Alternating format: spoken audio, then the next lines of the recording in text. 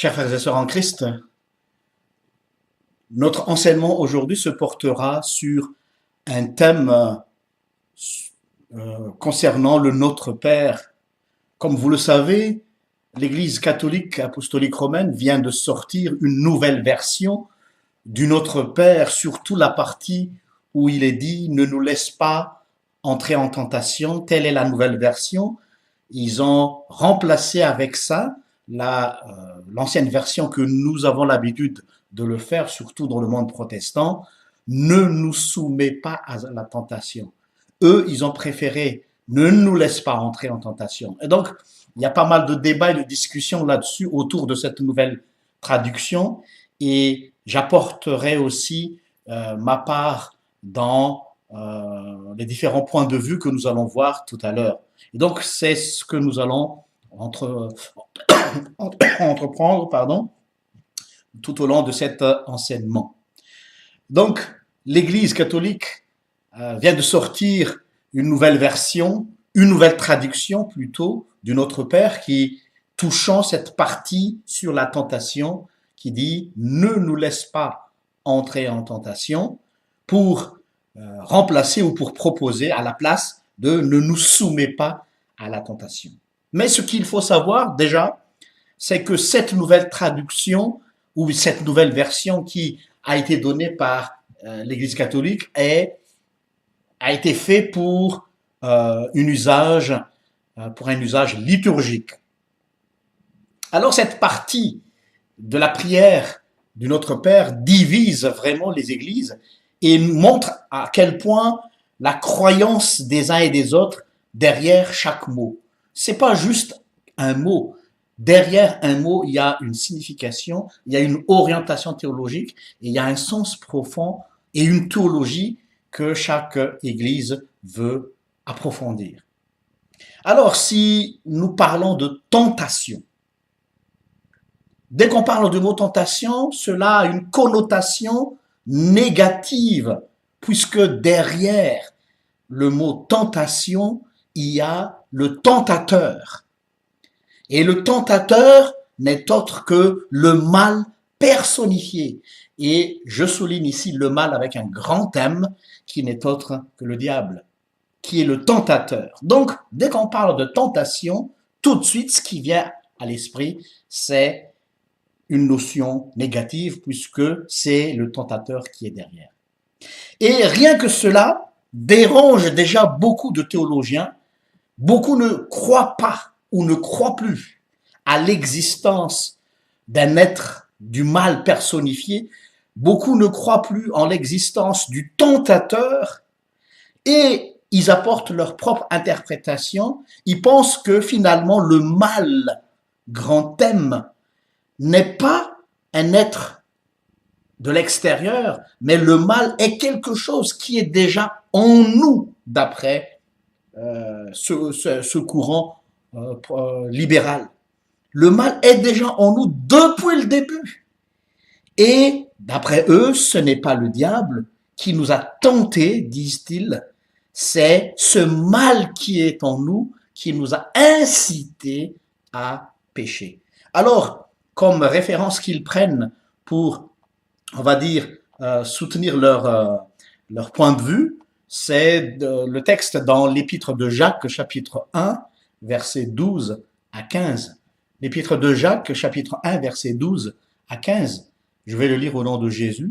« Heureux est l'homme qui demeure ferme dans l'épreuve, car après avoir prouvé sa fermeté, il recevra la couronne de victoire, la vie éternelle que Dieu a promise à ceux qui l'aiment.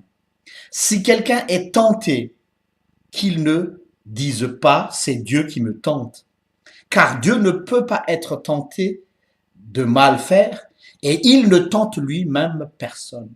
En réalité, tout être humain, et là, écoutez bien, tout être humain est tenté quand il se laisse entraîner, et prendre au piège par ses propres désirs. Il se laisse entraîner par ses propres désirs. Et ensuite, tout mauvais désir conçoit et donne naissance au péché. Et quand le péché est pleinement développé, il engendre la mort. Voilà ce qui est dit dans l'épître de Jacques. Donc, pour résumer, dans ce courant libéral, ils disent que finalement, c'est pas le diable qui est le tentateur, c'est nous-mêmes. En nous, on a notre propre désir. Et c'est ce propre désir-là qui est la source du mal, et non le serpent qui était dans le jardin d'Éden, c'est moi-même qui est la source du problème. Donc voilà déjà une opinion qu'il faut prendre en compte, et nous allons voir tout à l'heure quelle serait notre orientation. Alors je reprends la phrase, ne nous soumets pas à la tentation. Dès que on prononce cette version, ça c'est la version protestante que nous suivons jusqu'aujourd'hui, dès qu'on prononce ne nous soumets pas à la tentation, au lieu de ne nous laisse pas entrer en tentation, ça laisserait à réfléchir que Dieu est pervers. Si on pense que, si on utilise ce verbe soumettre, c'est parce qu'il nous exhorte ici à, voilà, comme si il nous tente, il y a quelque chose de mauvais, de mal devant nous, et c'est lui qui nous soumettrait devant la tentation. Et là, ça ne va pas. Alors la question qui se pose, comment comprendre cette prière que Jésus avait enseignée à ses disciples? Et il faut souligner, c'est pas une prière spontanée, c'est une prière que Jésus a enseignée à ses disciples. Et là aussi, c'est un point capital qu'il faut tenir compte. Alors, dans ce genre de situation, la première chose qu'il faudrait faire, c'est d'essayer de faire une analyse sémantique, analyse des mots.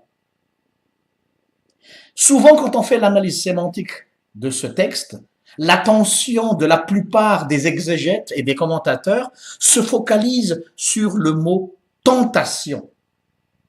Mais je pense qu'il faudrait aussi voir qu'il y a d'autres possibilités d'analyser les verbes soumettre à la tentation ou induire à la tentation ou laisser entrer dans la tentation.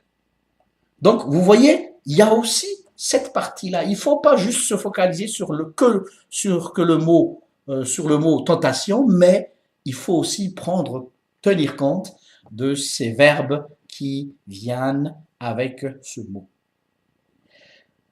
Donc, la question qui se pose aussi, qu'est-ce qu'on mettrait derrière ce mot tentation? Quand vous priez, quand vous faites le Notre Père et que vous arrivez à cette partie-là, ne nous soumets pas à la tentation ou ne nous laisse pas entrer en tentation, qu'est-ce qui vient tout de suite à l'esprit dans votre tête quand vous parlez de tentation?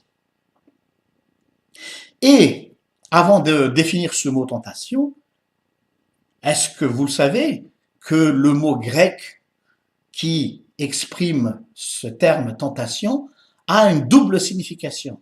En même temps, on peut utiliser ce même terme soit en tentation, soit en épreuve. Donc, ce sont deux choses similaires. Or, on avait l'habitude de dire l'épreuve vient de Dieu et la tentation vient du diable. Non, ce sont deux choses similaires. La tentation et l'épreuve viennent d'un seul mot en grec.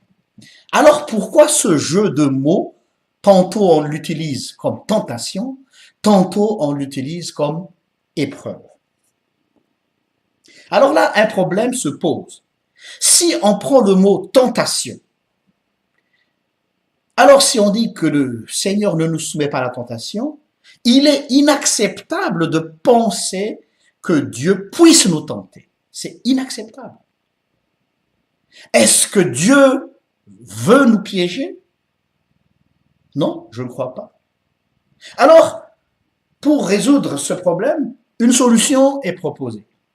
Pourquoi, disent certains théologiens, pourquoi ne pas prendre le mot épreuve à la place de tentation? Donc, la prière deviendrait ne nous soumets pas aux épreuves au lieu de dire ne nous soumets pas à la tentation. Donc, ça, c'est une première proposition qui vient d'un courant théologique qui n'est pas le mien, mais que j'expose devant vous pour que vous ayez toutes les panels d'explications. Pourquoi ne pas prendre ce mot épreuve au lieu de prendre le mot tentation? ce serait plus facile. Ce serait plus facile à accepter par notre raisonnement humain et notre raisonnement biblique. De plus, si nous lisons l'Ancien Testament, nous pouvons voir plusieurs récits dans l'histoire d'Israël, par exemple. Israël qui a été éprouvé dans le désert. Mais alors, à quoi ça sert l'épreuve? À quoi sert l'épreuve? Est-ce que Dieu, souvent on a l'habitude de dire oui, mais Dieu nous éprouve pour savoir si on croit en lui ou pas. Dieu nous éprouve pour savoir si on croit en lui ou pas. C'est notre définition classique qui vient de notre propre réflexion. Mais alors, si nous tenons compte à cette définition classique, est-ce que Dieu aurait besoin de nous évaluer pour nous connaître? Telle est la question. Est-ce qu'il a besoin de nous évaluer par des épreuves pour me connaître? Mais il est Dieu, il me connaît depuis que j'étais né, avant même que j'étais conçu dans le ventre de ma mère, il me connaît. Alors pourquoi ça sert de faire les épreuves pour me connaître? Ça, c'est une question. Deuxième question, si on dit que Dieu nous éprouve pour savoir si nous sommes fidèles à lui, alors à ce moment-là, la notion de la grâce tombe à l'eau. Parce que c'est comme si Dieu nous donne un test, et si nous réussissons le test, on reçoit une récompense. Alors à ce moment-là, c'est le salut par les œuvres, le salut par les mérites. Alors ça ne tient pas la route aussi, cette argumentation. Donc l'épreuve n'est pas faite pour, justement, nous tester et nous donner une récompense par la suite. Deuxièmement, l'épreuve n'est pas donnée par Dieu pour évaluer si Dieu nous connaît ou pas, puisque, on vient de le dire tout à l'heure, Dieu nous connaît. Alors, un autre théologien qui s'appelle Jean-Marc Pernaut, le pasteur de l'Église protestante unie de France à Paris, dans la paroisse Le Louvre, lui, il va jusqu'à dire et à proposer que la tentation, il faudrait traduire le mot tentation en difficulté. Donc pour lui, ce serait ne nous soumets pas aux difficultés, c'est-à-dire sauve-nous, délivre-nous face aux difficultés. Et là, je pense qu'il force un peu son interprétation, car pour lui, la suite de la prière qui dit « Délivre-nous du mal », lui, il exclut que ce mal soit personnifié, mais le mal, c'est la racine du mal qui est en nous. Et il rajoute « Il n'y a aucun élément, dit-il, dans les textes qui prouve que c'est un être personnifié, le mal. » Mais pour lui, la source de la négativité dans nos vies, ce sont nos penchants pour le mal. Alors, la prière, selon Jean-Marc Pernaut, ne nous donne pas une idée comme quoi Dieu peut nous sauver des difficultés de la vie, mais Dieu nous aide à affronter les difficultés de la vie. Ça, c'est son hypothèse. Dieu ne nous sauverait pas des difficultés de la vie, mais Dieu nous aide à affronter les difficultés de la vie. Ça, c'est son opinion à lui, que je ne partage pas du tout. Pourquoi? Parce que si nous suivons la suite de la prière que Jésus avait donnée, le Notre Père, ça ne tient pas la route. Parce que, si vous lisez bien le Notre Père, Jésus a bien énuméré dans cette prière les besoins quotidiens de la vie, tous nos soucis quotidiens. Par exemple, donne-nous aujourd'hui notre pain de ce jour. Donc, ce sont nos difficultés quotidiennes. Donc, Dieu peut venir en aide, peut nous sauver de toutes nos difficultés, que ce soit des choses matérielles ou spirituelles. Le texte grec qui explique ce mot tentation utilise le verbe la phrase suivante, ne nous induis pas en tentation. Voilà ce qui est écrit dans le texte grec original. Ne nous induis pas en tentation. Alors, pourquoi on a dû changer cette traduction en ne nous laisse pas entrer en tentation au lieu de maintenir l'ancienne version? Il paraît, je dis bien il paraît, il y avait un concile œcuménique où les catholiques et les protestants se réunissaient et qui devaient se décider sur la version qu'il faut tenir pour les deux côtés. Alors, les évêques, à ce moment-là, lors du concile, ils disaient que c'est trop difficile à entendre ce verbe induire en tentation. Alors, ils ont proposé « ne nous soumets pas à la tentation ». Mais même cette phrase « ne nous soumets pas à la tentation » ne plaisait pas à tout le monde. Mais au moins, d'après les spécialistes, les historiens de l'Église, c'était une formule qui était un peu passe-partout, que ce soit pour les protestants et pour les catholiques. Donc, on a dû choisir plutôt cette traduction « ne nous soumets pas à la tentation » puisque c'était la traduction une traduction de compromis. En somme, le verbe se soumettre ou induire, alors finalement gêne. Gêne beaucoup de théologiens parce que dans leur argumentation, Dieu ne pourrait pas nous imposer une soumission. Dieu n'impose pas la soumission. Donc, ils disent c'est pas juste de choisir ce verbe soumettre ou induire. Ça, c'est leur avis. Mais moi, maintenant, je vais vous donner mon opinion. Moi, de mon côté, sur le plan théologique, je garderai volontiers l'ancienne version qui dit « ne nous soumets pas à la tentation ». Pourquoi? J'ai 3 arguments. Le premier argument, c'est que le terme « tentation » est au singulier dans le texte grec. Il ne dit pas les tentations, mais il parle la tentation. Donc c'est au singulier. Et même chose dans la suite de la prière, délivre-nous du mal. Le mal ici avec un grand M, et qui est aussi au singulier et en majuscule. Donc ces deux choses sont liées. Le mal et la tentation, les deux mots sont en singulier. Ça veut dire quoi? Ça veut dire que la tentation en question viendrait du mal grand M. Et ce mal-là, il est au masculin singulier. Donc, d'une personne. La tentation vient du mal grand M, masculin singulier. Et que le mal en question aussi n'est pas en pluriel, mais au singulier. Donc la tentation, chers frères et sœurs en Christ, selon la prière du Notre Père, ne sont pas les fautes morales. C'est pas parce que, par exemple, dans nos têtes, on se dit, oui, Seigneur, ne nous soumets pas à la tentation, et on pense à toute forme de tentation et de faute morale. Ça n'a rien à voir avec les fautes morales, puisque c'est au singulier. Si c'était au pluriel, oui, ce seraient les fautes morales. Mais de quoi il s'agit alors, si c'est au singulier? Et là,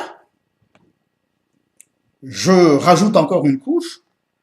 Je ne suis pas d'accord avec le courant d'exégètes qui pense que ce mal, avec un grand thème là, c'est le mal qui est en nous. Non. Le mal ici, c'est une personne. Et la tentation en question est en lien avec ce mal, cette personne qui est personnifiée par le mal, qui est la source de tous les maux. Et ce mal-là, reprenons l'histoire de la chute, celui qui s'est rébellé contre Dieu. Le mal qui n'est autre que le diable. C'est lui qui crée la rébellion, le refus catégorique de la souveraineté de Dieu, le refus d'être obéissant à Dieu. Ça, c'est l'œuvre du mal grand M. Et ça, c'est pas moi qui l'ai inventé, il faut juste relire l'histoire de la chute dans Genèse, que le diable s'est rébellé contre Dieu. Donc, la tentation qui est dite dans le Notre Père, c'est la rébellion contre Dieu. Donc, on peut traduire cette prière en ne nous soumets pas à la rébellion contre Dieu. Pourquoi? Parce que le mal a refusé toute autorité de Dieu. Et c'est ça la tentation. La grande tentation, chers frères et sœurs en Christ, c'est le fait de ne pas accepter la souveraineté de Dieu. Et de là découle toute forme de faute morale à partir de cette faute ultime qui est la rébellion. Pourquoi? Et là, j'entre dans mon deuxième argument. On va lire Exode chapitre 17, versets 1 à 7. Exode chapitre 17, versets 1 à 7. Au nom de Jésus. Sur l'ordre du Seigneur, toute la communauté d'Israël quitta le désert de Sin et se rendit par étapes à Réphidim, où ils installèrent leur camp, et ils n'y trouvèrent pas d'eau à boire. De sorte qu'ils cherchèrent querelle à Moïse et dirent, donnez de l'eau à boire. Moïse leur demanda, pourquoi me cherchez-vous querelle? Et pourquoi mettez-vous ainsi le Seigneur à l'épreuve? Assoiffé, le peuple se mit à protester contre Moïse en disant, pourquoi nous as-tu fait quitter l'Égypte? Est-ce que pour nous faire mourir de soif ici, avec nos enfants et nos troupeaux? Moïse implora le secours du Seigneur. Que dois-je faire pour ce peuple? Demanda-t-il. Encore un peu, ils vont me lancer des pierres, et le Seigneur lui répondit. Passe devant le peuple, accompagné de quelques-uns des anciens d'Israël. Tu t'avanceras en tenant à la main le bâton dans lequel tu as frappé le Nil. Moi, je me tiendrai là, devant toi sur un rocher du mont Horeb. Tu frapperas ce rocher, et il en sortira de l'eau, et le peuple pourra boire. Moïse obéit à cet ordre sous le regard des anciens. Et on a appelé cet endroit Massa et Mériba, ce qui signifie Massa, épreuve, et Mériba, querelle, parce que les Israélites avaient cherché querelle à Moïse et avaient mis le Seigneur à l'épreuve, ou bien avaient mis le Seigneur en tentation en demandant, le Seigneur est-il parmi nous? Oui ou non? Amen.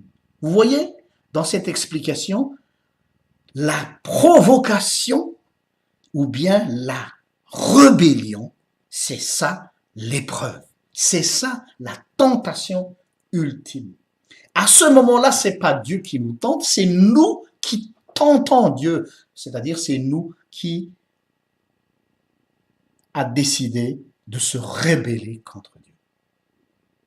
Et finalement, le troisième argument, il ne faut pas interpréter séparément cette phrase « ne nous soumets pas à la tentation » indépendamment du corps de la prière tout entier, mais il faut analyser cette phrase avec tout le corps de la prière. Donc, nous allons voir dès le commencement le Notre Père. Qu'est-ce qui est dit dès le début du Notre Père? Voilà ce qui est dit. Notre Père qui es aux cieux. Écoutez bien, notre Père qui es aux cieux. La suite, que ton nom soit sanctifié, que ton règne vienne, que ta volonté soit faite sur la terre comme au ciel. Ça, c'est un bouquet. Notre Père qui est aux cieux, que ton nom soit sanctifié, que ton règne vienne, que ta volonté soit faite sur la terre comme au ciel. Cela est significatif. Le temps est donné dans cette première partie de la prière. Une prière où l'on se donne à Dieu. C'est comme une confession de foi et nous disons à Dieu, Seigneur, prends la commande, prends toute la décision. C'est toi qui décides. Et c'est ça la souveraineté de Dieu. Et c'est pour cela que moi, je garde l'ancienne version. Ne nous soumets pas à la tentation. C'est-à-dire, Seigneur, ne me mets pas devant une situation où je dois choisir. Mais c'est toi qui choisis pour moi. J'ai pas la capacité de choisir de faire le bien et le mal. Dès que nous devions choisir entre le bien et le mal, c'est sûr et certain, nous choisirons toujours le mal. Voilà. Donc, face à cette situation, je me donne à Dieu et je lui dis, c'est à toi de décider à ma place. Et c'est le sens de la prière, ne nous soumets pas à la tentation. Que ta volonté soit faite et ne nous soumets pas à la tentation, c'est-à-dire ne donne pas l'occasion au mal, grand thème, de m'attirer vers sa ruse. Et quelle est sa ruse? C'est de se rebeller contre toi et de refuser ton autorité. Mais sois le maître de ma vie. Alors cette prière, pour moi, chers frères et sœurs en Christ, c'est vraiment une confession de foi où je me donne, je me livre à Dieu, j'accepte son autorité, comme on dit, que ta volonté soit faite, que ton règne vienne, et d'où le sens du mot Père. Le mot Père, il faut mettre le contexte dans l'Ancien Testament, Malachie, chapitre 1, verset 6. C'est pas le sens du Père aujourd'hui, en 2018, mais le sens du mot Père dans l'Ancien Testament, Malachie, chapitre 1, verset 6, qui dit, au nom de Jésus, le Seigneur de l'univers déclare ceci au prêtre, un fils a des égards pour son père et un serviteur pour son maître. Ne suis-je pas à la fois votre père et votre maître? Alors pourquoi n'avez-vous ni égard ni respect pour moi? Vous me méprisez et vous me demandez en quoi t'avons-nous méprisé? Alors, je reviens à la phrase, ne suis-je pas à la fois votre père et votre maître? C'est-à-dire que le sens du mot père, c'est maître. Et si vous lisez l'Ancien Testament, souvent, par exemple, Jacob ou Ésaü, quand ils s'adressaient à leur père, ils disaient maître. Puisque pourtant c'était leur père. Même chose aussi pour Sarah. Quand Sarah s'adressait à Abraham, elle disait maître, pourtant c'était son époux. Donc vous voyez, le sens du mot père dans l'Ancien Testament a une signification de soumission et d'acceptation de sa volonté. Alors, par conséquent, le verbe ne nous soumet pas à la tentation, pour moi, est théologiquement juste pour quelqu'un qui confie sa vie à Dieu. Et je pense que c'est cela qui dérange beaucoup de personnes aujourd'hui, surtout les libéraux, parce que eux, ils véhiculent la liberté. Dieu donne la liberté. Oui, il me donne la liberté de choisir, mais je refuse de choisir parce que j'ai pas la capacité de choisir le bien et le mal.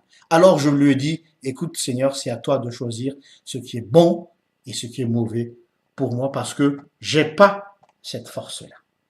Donc voilà, chers frères et sœurs en Christ, l'enseignement sur le Notre Père, surtout la partie où il est dit « Ne nous soumets pas à la tentation ». Donc, pour terminer, nous maintenons l'ancienne version « Ne nous soumets pas à la tentation ». Pourquoi? Parce que c'est pour dire « Ne nous soumets pas à la rébellion ». Ne nous donne pas l'occasion de se rebeller contre toi, mais donne-nous le cœur obéissant à toi, ô Père. Que le Seigneur vous bénisse et que cette parole soit fructueuse en chacun d'entre nous. Amen.